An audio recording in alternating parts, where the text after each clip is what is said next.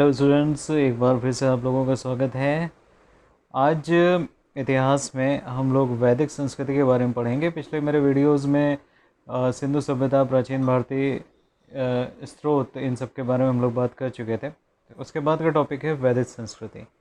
तो आइए स्टार्ट करते हैं। तो भारत का इतिहास अगर देखा जाए तो एक प्रकार किसका इतिहास है? आर्य जाति का इतिहास है। और वैदिक संस्कृति को आर्य आर्य का अर्थ यहाँ पर क्या होता है? आर्य का अर्थ होता है श्रेष्ठ। आर्य का क्या अर्थ होता है? श्रेष्ठ होता है। ठीक है, तो ये कोई किसी भी व्यक्ति के लिए आर्य का प्रयोग अगर किया जाए तो इसका अर्थ होता है श्रेष्ठ व्यक्ति, यानी कोई ये जाति नहीं थी। ठीक है, तो एक तरीके से इसको जाति के रूप में प्रदर्शित किया जाता है, लेकिन आर्य क्या है? एक विशेषता है, एक तरीके से हम कह सकते हैं। ठीक है, वैदिक सभ्यता के हमारे दो कालखंड होते हैं, दो कालखंडों में डिवाइड होता है। ऋग्वैदिक काल और उत्तर वैदिक काल। ऋग्वैदिक काल का जो समय है बच्चों, वो ऋग्वैदिक काल का जो समय है 1500 बीसी से 1000 बीसी, और उत्तर वैदिक काल का जो समय है 1000 बीसी से 6000 बीसी। यहाँ पर ये जो समय है इसको डिवाइड करने का कारण क्या है? देखिए, ये जो समय डिवाइड किया गया, कब किया गया? 1000 बीसी में। इसका कारण क्या है कि 1000 बीसी में एटा जिले से, ठीक है, लोहे की खोज हो चुकी थी 1000 बीसी में। तो उससे पहले का कालखंड ऋग्वैदिक काल में हुआ, जब लोहे से परिचित नहीं थे, और उसके बाद उत्तर वैदिक काल ये हो गया जब वो लोहे से परिचित हो गए आर्य। ठीक है, आगे बढ़ते हैं हम लोग। ऋग्वैदिक काल। ऋग्वैदिक काल का जो आधार था, यहाँ पे मैंने बहुत ही शॉर्ट में समझाने की कोशिश करी है, जिस तरह से क्वेश्चंस आते हैं आपके पेपर्स में। ऋग्वैदिक काल का आधार क्या है? परिवार है, पितृसत्तात्मक होते थे। इनका मुख्य व्यवसाय क्या होता था? कृषि और पशुपालन होता था। जो कृषि योग्य भूमि थी उसको उर्वरा अथवा क्षेत्र कहा जाता था। जो वेद हैं वो किस धातु से मिलकर बने हुए? विद धातु से मिलकर बने हुए, जिनका अर्थ क्या होता है? ज्ञान होता है। वेदों का अन्य नाम श्रुति और संहिता भी है। वेदों का अन्य नाम क्या है? श्रुति और संहिता। और इनकी कुल संख्या कितनी है? 4। तो अब देख लेते हैं कि इनमें इनकी संख्या 4 है, इनको किस तरीके से प्रदर्शित किया गया है। तो वेदत्रयी में 3 वेद आ जाते हैं: ऋग्वेद, यजुर्वेद और सामवेद। ऋग्वेद, यजुर्वेद और सामवेद, ये किस में आ जाते हैं? हमारे वेदत्रयी में आ जाते हैं। और ऋग्वेद में क्या है? जो सबसे प्राचीन वेद है उसमें सूक्तों का संग्रह है, जितने भी सूक्त हैं उनका संग्रह किया गया है।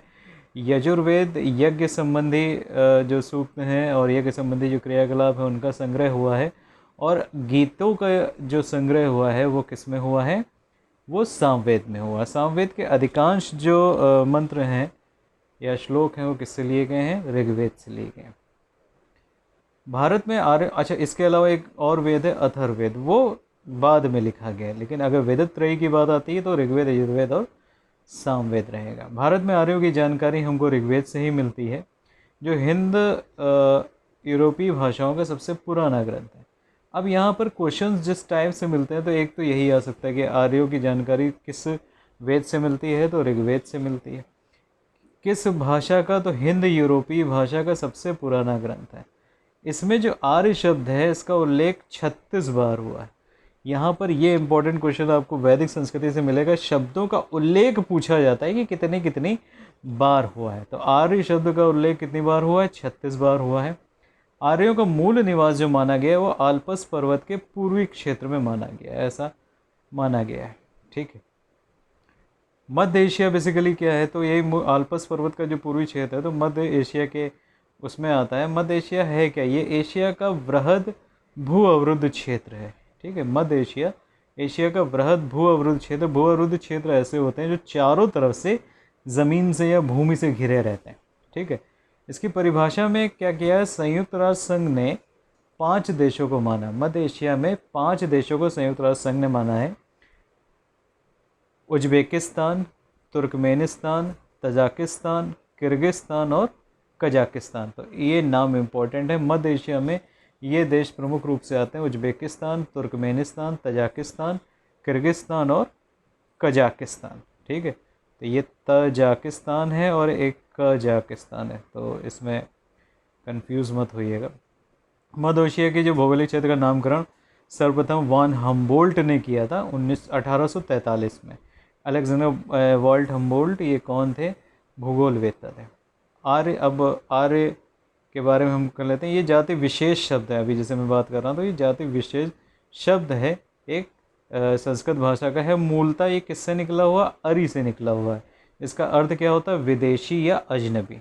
ठीक है, तो तभी अब चूंकि यहाँ से ये लोग मलेशिया से आए थे तो यहाँ पे उस समय जो लोग बसे थे इनको अरि यानी कि विदेशी कहने लगे, अजनबी कहने लगे, और धीरे धीरे इनका जो है नाम आर्य पड़ गया।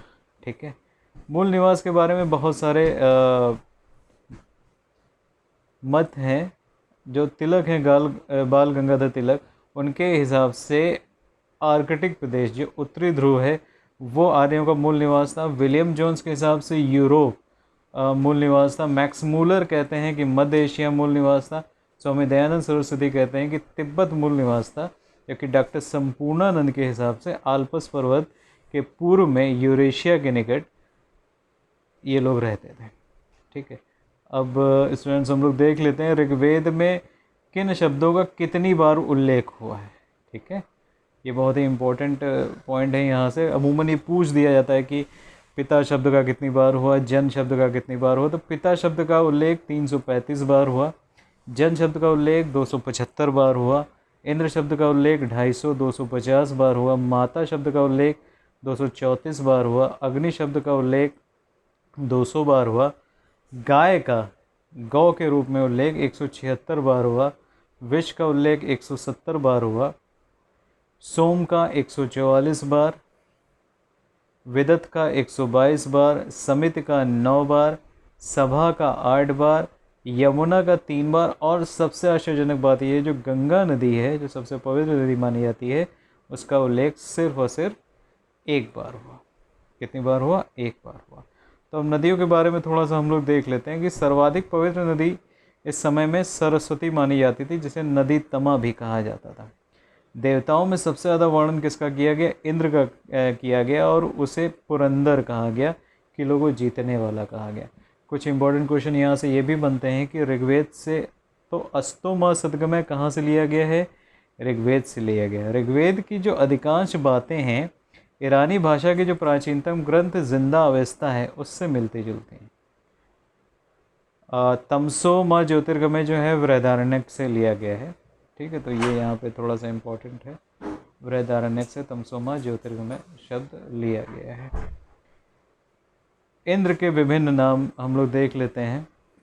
तो रथेष्ट, इसका अर्थ होता है कुशल रथ योद्धा, विजयेंद्र यानी कि महान विजेता, पुरंदर शत्रुओं के किलों को नष्ट करने वाला, सोमपाल सोम का पालन करने वाला, शतक्रतु, शतक्रतु मतलब ऐसी शक्ति धारण करने वाला। ठीक है, शतक्रतु मतलब 100 से ज़्यादा शक्तियाँ धारण करने वाले हैं ये। व्रतहन, व्रतहन का अर्थ होता है व्रक्त राक्षस का संहार किया था इन्होंने, और इनको दानशील होने के कारण मधवा भी कहते हैं।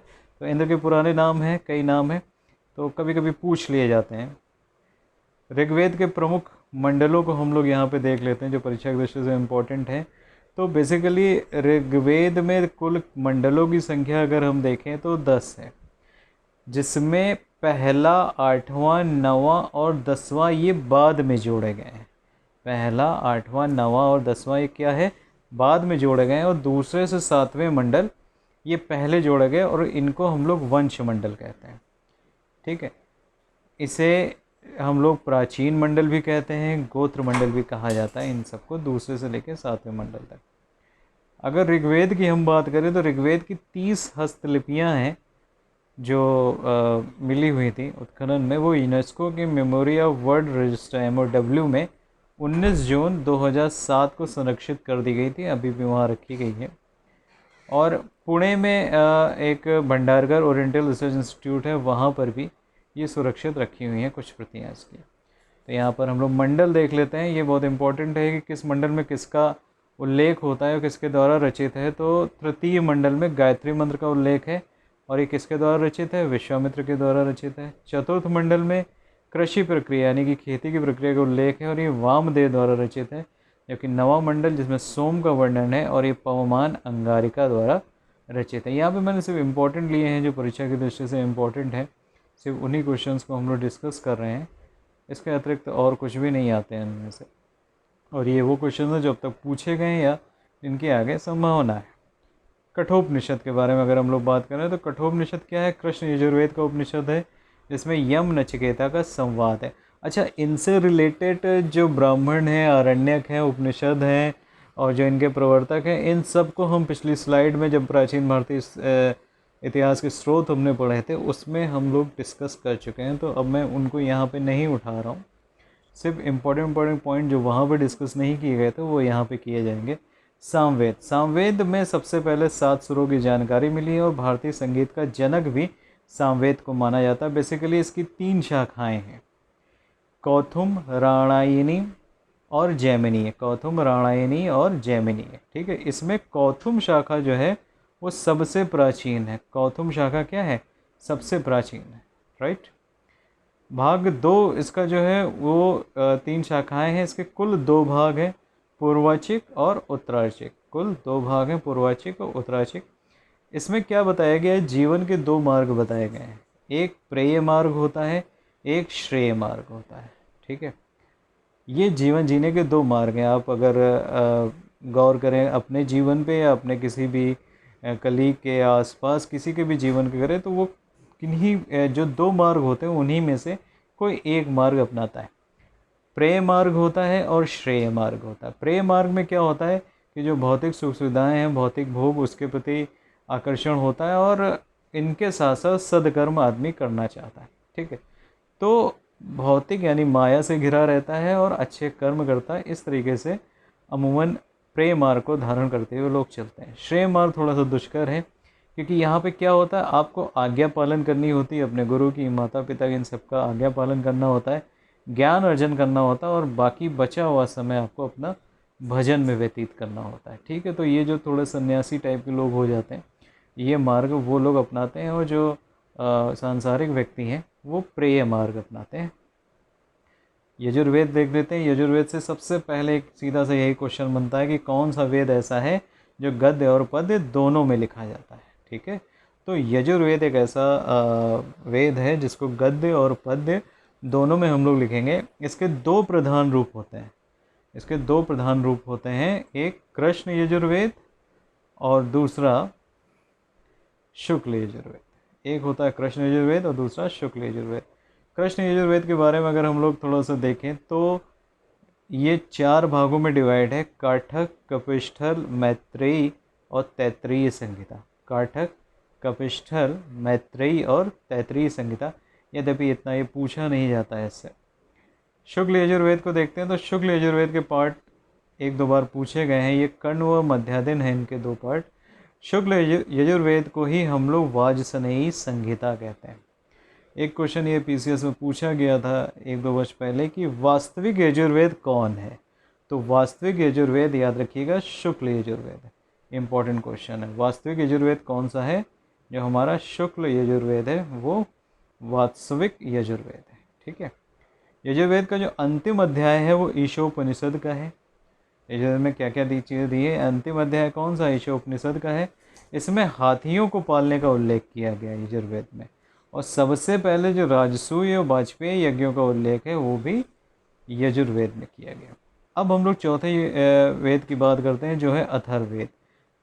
अथर्ववेद को हम लोग ब्रह्म वेद भी कहते हैं और श्रेष्ठ वेद भी कहते हैं। यहाँ पे ये इंपॉर्टेंट पॉइंट है कि अथर्ववेद को ब्रह्म वेद और श्रेष्ठ वेद दोनों वेद कहे जाते हैं।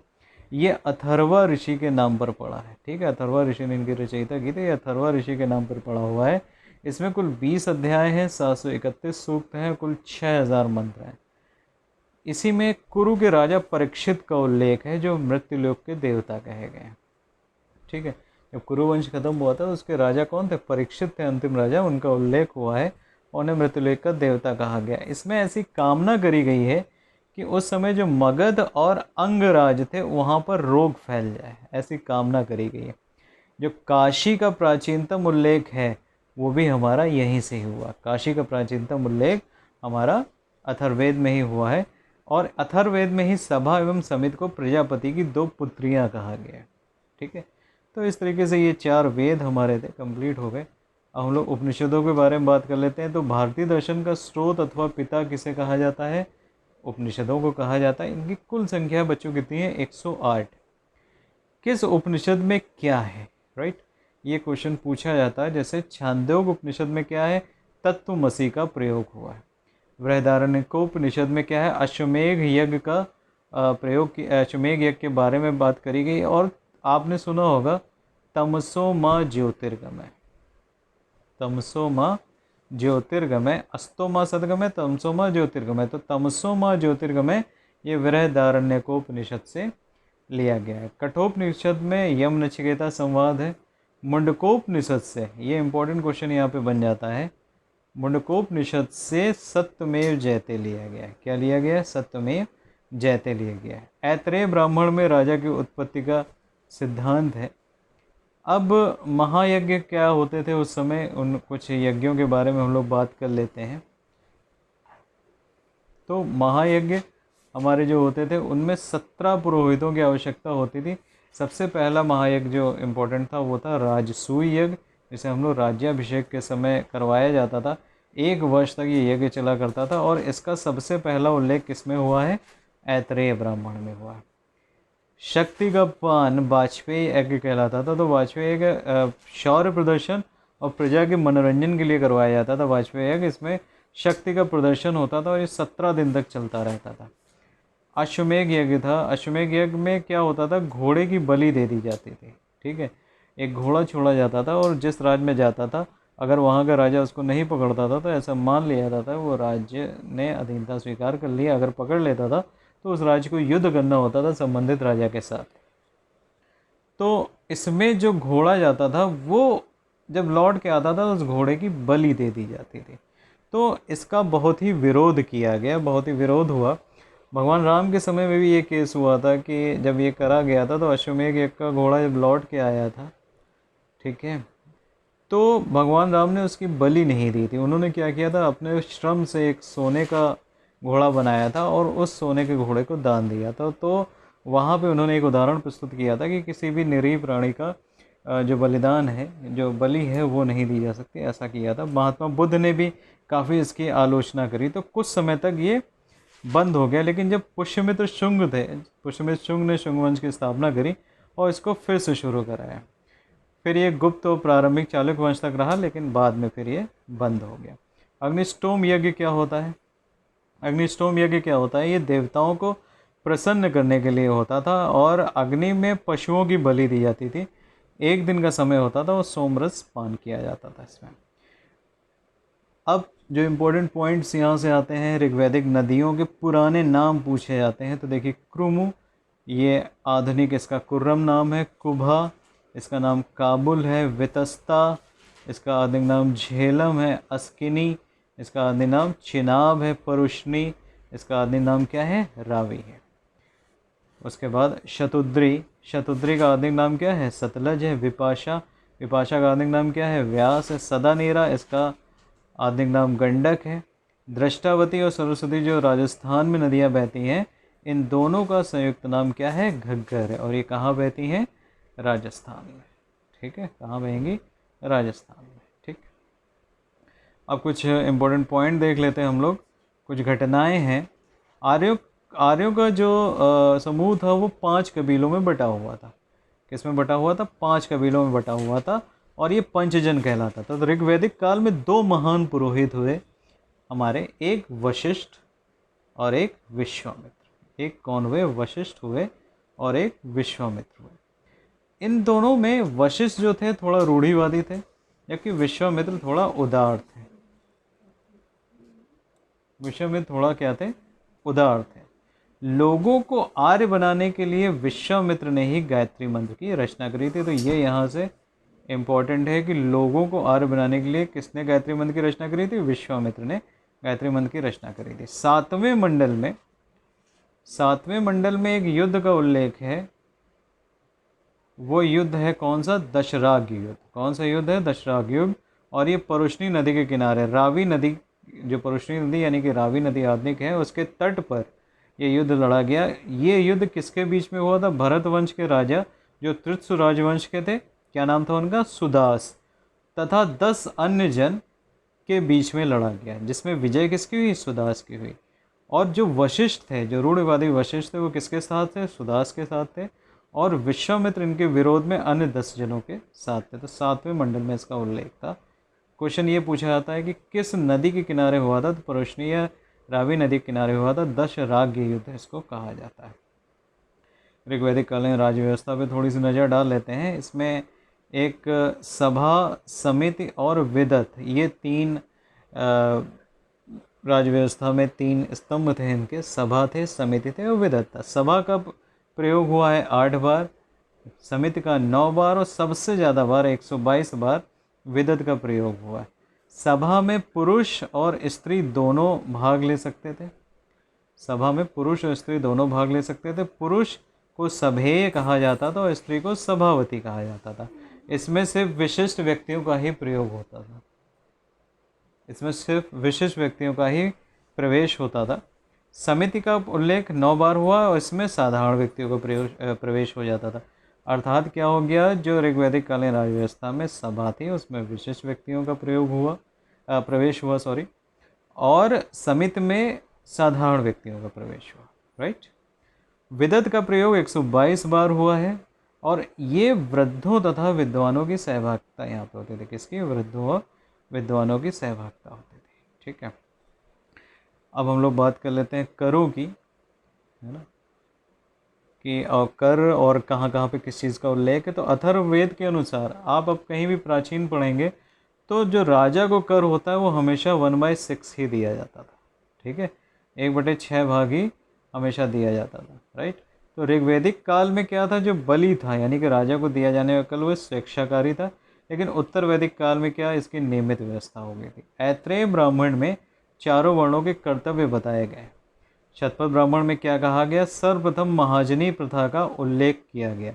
ये क्वेश्चन इंपॉर्टेंट है कि सबसे पहले महाजनी प्रथा का उल्लेख किसमें किया गया? शतपथ ब्राह्मण में किया गया है। और इसमें जो सूदखोर होता है उसको क्या कहा गया? कुसदिन कहा गया। ऐत्रेय ब्राह्मण में पुत्री को समस्त दुखों का कारण बताया गया है और पुत्र को परिवार का रक्षक बताया गया। पुत्री को कृपण कहा गया है ऐत्रेय ब्राह्मण में।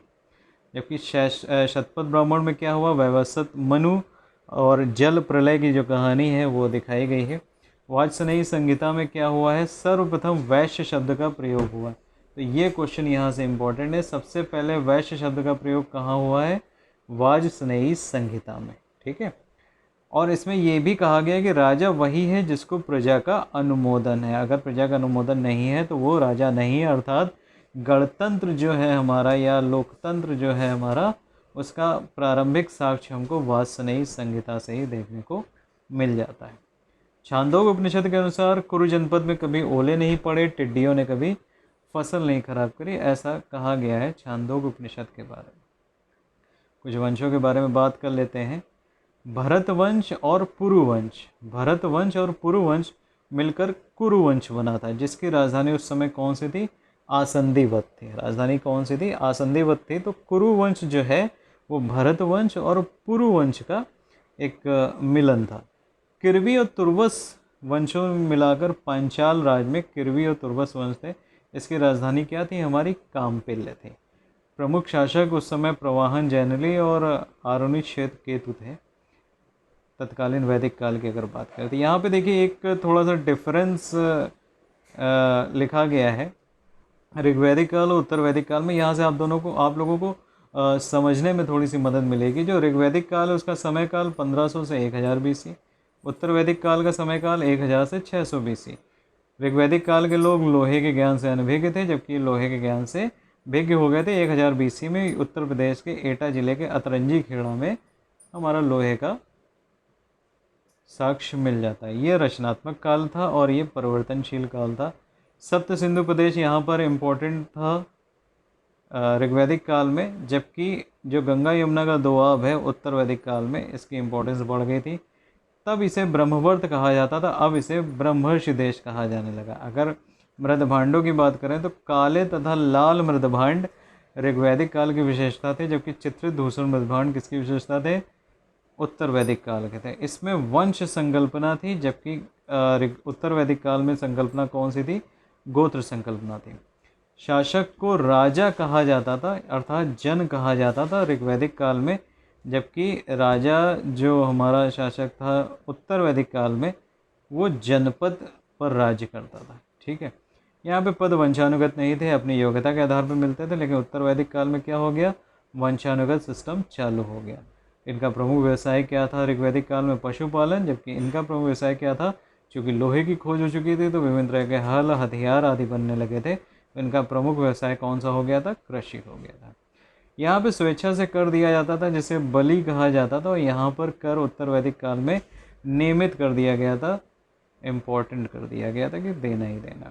महिलाओं का प्रवेश यहाँ पे स्वीकृत था, लेकिन यहाँ पर क्या है, विदत को समाप्त कर दिया गया, जिससे महिलाओं का प्रवेश अब स्वीकार नहीं किया जाने लगा उत्तर वैदिक काल में। गाय के बारे में बात कर लेते हैं हम लोग। तो गौ कहा जाता था गाय को, और जो धनी व्यक्ति होता था उसे गोमत कहते थे, यानी कि उनकी जो उस समय वो थी संपत्ति थी, उसकी जो गणना है और उसका जो वो सब निकाला जाता था, वो गायों की संख्या से निकाला जाता था। ठीक है, और गायों की खोज को गवेषणा कहते थे। बेटी को दुहित्री कहा जाता था, बेटी को दुहित्री कहा जाता था, जो गाय का दूध दुहने वाली होती थी। ठीक है, तो उसको बेटी को क्या कहा गया, दुहित्री कहा गया। पर्जन्य जो थे वो वर्षा के देवता थे। लोहा का जो नाम था अयस, श्याम और कृष्ण, अयस, श्याम और कृष्ण, ये लोहा का नाम था। अब दास प्रथा के बारे में हम लोग बात कर लेते हैं। दास प्रथा सिंधु सभ्यता में तो प्रचलन में नहीं थी, दास प्रथा सिंधु सभ्यता में बिल्कुल भी प्रचलन में नहीं थी, लेकिन ऋग्वैदिक काल में ये प्रचलित थी। अगर तैत्रीय संहिता की बात करें तो उससे पता चलता है कि दास दासियों को उपहार में देने की प्रथा थी। तो ये किससे पता चलता है, तैत्रीय संहिता से, कि दास दासियों को क्या किया जाता था, उपहार में दिया जाता था। अर्थशास्त्र में उसी तरीके से अगर हम लोग मौर्यकालीन की बात करें, अर्थशास्त्र में 9 प्रकार के दासों का उल्लेख है, और सर्वप्रथम मौर्य काल में ही दासों को व्यापक पैमाने पर किसमें, खेती वाले कृषि वाले कार्य में लगाया गया था। नारद स्मृति जो गुप्त काल में, उसमें 15 प्रकार के दासों का उल्लेख है। मनुस्मृति में 7 प्रकार के दासों का उल्लेख है। चोल साम्राज्य में देवदासी प्रथा और दास प्रथा, इन सब का उल्लेख हुआ है। विजयनगर साम्राज्य में मनुष्य के क्रय विक्रय को क्या कहा जाता था, बेसबाग कहा जाता है, यानी ये सब चलता था। अगर हम इसके अंत की बात करें तो मुगल शासक अकबर ने 1562 में दास प्रथा का अंत कर दिया। ठीक है, और लॉर्ड एलनबरो ने 1843 में, कब, 1843 में दास प्रथा का उन्मूलन कर दिया लॉर्ड एलनबरो ने। इसी के साथ ही हम एक और कुप्रथा सती प्रथा के बारे में बात कर लेते हैं। सती प्रथा का ऋग्वेद में कहीं भी कोई उल्लेख नहीं है, अथर्ववेद में मात्र औपचारिकता के फलस्वरूप इसको लिया गया है, जबकि सिंधु सभ्यता में सती प्रथा और पर्दा प्रथा के कोई भी हमको प्रमाण नहीं मिलता। वैदिक साम्राज्य में भी ये प्रचलित नहीं थी। रामायण के उत्तरकांड में इसका पहली बार उल्लेख मिलता है, जब वेदवंती की माता के सती होने का वहाँ पे प्रमाण है। महाभारत में भी प्रमाण है, जो माद्री थी, यानी कि जो पांडु जो थे, पांडवों के पिता, उनकी जो दूसरी पत्नी थी माद्री, उन्होंने वो सती हो गई थी अपने पति के साथ। अर्थशास्त्र में भी इसका कोई उल्लेख नहीं है सती प्रथा का। संगम काल में ये बहुत प्रचलित थी, जो साउथ का हमारा है संगम काल, उसमें ये बहुत प्रचलित थी। अगर पहले अभिलेखीय प्रमाण की बात करें, सती प्रथा के पहले अभिलेखीय प्रमाण की हम लोग बात करते हैं, तो गुप्त काल का एरण अभिलेख जो है, गुप्त काल का एरण अभिलेख, ये गुप्त नरेश भानुगुप्त के मित्र गोपराज होड़ों के विरुद्ध इसमें मारे गए थे, उनकी पत्नी ने सती हुई थी, उनकी पत्नी, ऐसा उल्लेख मिला है एरण अभिलेख में। मध्य प्रदेश में एरण मौजूद। अकबर ने इस प्रथा को समाप्त करने का प्रयास किया, क्योंकि उस समय राजपूतों में काफ़ी प्रचलित थी, लेकिन उसे सफलता नहीं मिली। फिर 1829 में लॉर्ड विलियम बेंटिक ने राजा राम मोहन राय की मदद से इसको गैर कानूनी घोषित करा दिया। किस तरह के विवाह उस समय फेमस थे, हम लोग इसके बारे में भी चर्चा कर लेते हैं। तो विवाहों को अगर देखा जाए तो उस समय जो विवाह थे, एक तो नियोग विवाह था। नियोग विवाह में क्या था, ये स्त्रियों का पुनर्विवाह था। ठीक है, यानी कि अगर पति का निधन हो गया है तो पति के छोटे भाई अर्थात देवर से वो लोग विवाह कर सकते थे, और ऐसी स्थिति में जो संतान उत्पन्न होती थी उसे क्षेत्रज कहा जाता था। उसे क्या कहा जाता था, क्षेत्रज कहा जाता था। ठीक है, तो ये नियोग प्रथा थी। बहुपति विवाह प्रचलित था उस समय। अमाजु उनको कहते थे जो आजीवन अविवाहित रहती थी लड़कियां, वो लड़कियां जो शादी नहीं करती थी उनको क्या कहा जाता था? अमाजु कहा जाता था। 2 प्रकार के विवाह उस समय फेमस थे, अनुलोम और प्रतिलोम। कौन कौन से फेमस थे? अनुलोम और प्रतिलोम। अनुलोम विवाह क्या होता था? इसमें जो पुरुष होता था यानी लड़का होता था वो उच्च वर्ग का होता था और कन्या क्या होती थी? निम्न वर्ग की होती थी। जबकि प्रतिलोम विवाह में क्या होता था? पुरुष निम्न वर्ग का होता था और कन्या उच्च वर्ग की होती थी। राइट। मनुस्मृति ने विवाह के 8 प्रकार बताए हैं। मनुस्मृति ने विवाह के कितने प्रकार बताए हैं? 8 प्रकार बताए हैं, जिसमें से ब्रज, दैव, आर्य और प्रजापत्य। ब्रह्म विवाह, ये ब्रह्म लिखा हुआ है, ब्रह्म विवाह, दैव विवाह, आर्य विवाह और प्रजापति विवाह, ये विवाह क्या थे? प्रशंसनीय थे और ब्राह्मणों के लिए योग्य बनाए गए थे। असुर विवाह जो फेमस था वो वैश्यों और शूद्रों में फेमस था। जैसे दशरथ ने जो दशरथ है भगवान रामचंद्र जी के पिता, उन्होंने कैकेयी के साथ जो विवाह किया था वो असुर विवाह की श्रेणी में आता था। इसके अलावा गंधर्व विवाह, राक्षस विवाह और पैशाच विवाह भी होता था, तो ये निंदनीय माने जाते थे। इस तरह के विवाह निंदनीय माने जाते थे। ऋग्वैदिक राजनीतिक संगठनों की अगर हम लोग बात करें तो उस समय, तो अब यहाँ पर क्या है, हम लोग अब बात करते हैं राजनीतिक संगठनों की, कि किस तरह से उस समय के जो संगठन थे वो अपनी राजनीति के चरम पे थे। तो जो बटी हुई थी, है ना, जो बटे हुए थे वो कैसे बटे हुए थे? पहले कुल होता था, ठीक है, जो सबसे छोटी इकाई होता था, कुल होता था, जो सबसे छोटी इकाई होता था, उसका प्रमुख क्या कहलाता था? कुलप। फिर उसके बाद कुल मिलके कई ग्राम बनते थे, जिसका प्रमुख कहलाता था ग्रामणी। ये सारे ग्राम मिलके एक वंश या विश्व बनाते थे, जिनका प्रमुख क्या कहलाता था? विश्वपति। और ये विश्वपति डिवाइड होते थे जन में, और जन का जो प्रमुख होता था वो जनपति या राजा कहलाता था, सबसे बड़ी इकाई। तो सबसे बड़ी इकाई यहाँ पर कौन सी हो गई? जन हो गई। और सबसे छोटी इकाई की अगर हम बात करें तो कौन सी हो गई? कुल हो गई। ठीक है, सबसे छोटी इकाई कौन सी हो गई? कुल इकाई हो गई। ठीक है। वर्ण व्यवस्था का उल्लेख जो हुआ है वो 10वें मंडल में हुआ है, 10वें मंडल के पुरुष सूक्त में। 10वें मंडल के पुरुष सूक्त में वर्णित है वर्ण व्यवस्था का उल्लेख। ऐसा ये कहा गया है कि उसमें कि जो 4 वर्णों में बांट दिया गया, ब्राह्मण, क्षत्रिय, वैश्य और शूद्र। ये माना गया है जो आदिदेव ब्रह्मा हैं, यानी जिन्होंने सृष्टि का निर्माण किया है, उनके मुख से ब्राह्मण का जन्म हुआ, उनकी भुजा से क्षत्रियों का जन्म हुआ, उनकी जंघा से वैश्यों का जन्म हुआ और उनके पैर से, उनके लेग से शूद्रों का जन्म हुआ। ऐसा माना जाता है, ऐसा पुरुष सूक्त में वर्णित है 10वें मंडल में। तो ब्राह्मणों के लिए क्या था? धार्मिक अनुष्ठान रखे गए थे, और क्षत्रियों का क्या काम था? वो शासक वर्ग होता था, और ये दोनों आर्य होते थे। वैश्य बेसिकली कृषि कार्य और बिजनेस का काम संभालते थे, और जो शूद्र होते थे वो सेवा कार्य में लगे होते थे, और ये गैर आर्य होते थे। ऐसा उस समय का प्रचलन था। अर्थव्यवस्था कैसी थी? प्राक शहरी व्यवस्था थी। कैसी थी? प्राक शहरी, यानी कि ना तो ये ग्रामीण थी और ना ही पूरी तरीके से शहरी थी। पूषण शूद्रों के देवता थे, तो शूद्र अब एक जाति थी, तो उनके देवता भी कौन थे? पूषण थे। 5 महायज्ञ उस समय फेमस थे, ब्रह्म यज्ञ, पितृ यज्ञ, मनुष्य यज्ञ, देव यज्ञ और भूत यज्ञ। ठीक है, तो ये उस समय के फेमस यज्ञ थे। तो यहाँ से हम लोग ये देखते हैं, ये पूरा हमारा ऋग्वैदिक कालीन और उत्तर वैदिक कालीन जो हमने सामाजिक जीवन देखा, आर्यों का कैसे आना हुआ देखा, उस समय की जो फेमस चीज़ें, इंपॉर्टेंट चीज़ें जो भी पेपर्स में पूछी जाती हैं, उन सब के बारे में हम लोगों ने डिस्कस किया है। इसके बाद हम लोग उठाएंगे जो हमारे धार्मिक आंदोलन हुए, अर्थात जैन धर्म और बौद्ध धर्म। तो ये हमारा नेक्स्ट वीडियो रहेगा जैन धर्म और बौद्ध धर्म के लिए। नमस्कार।